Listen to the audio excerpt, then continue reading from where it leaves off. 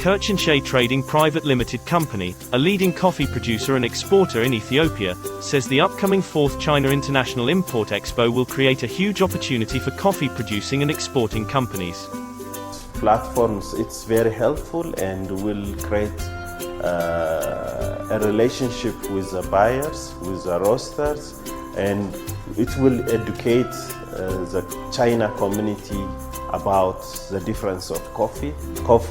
All coffee is not coffee. Ethiopian coffee's differences from other coffees. Stating that China's import of Ethiopia's coffee is increasing dramatically, the CEO said the country would be among the top 5 buyers of Ethiopian coffee in the next 2 to 3 years.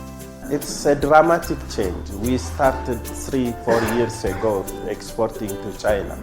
China was a tea marketplace, not a coffee marketplace. But now it's changing. The cultural shifts are bringing a lot of opportunities for the coffee producing countries like us. Ethiopian coffee, they need to know, is so special and unique because it's picked by hand. It's processed by hand.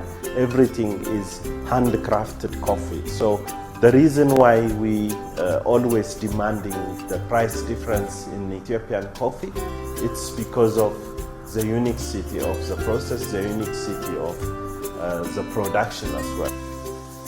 The 4th CIIE is scheduled to be held in Shanghai from November 5th to 10. The event provides a platform for companies from around the world to display their products, promote their brands, and find more business partners in the world's second largest economy.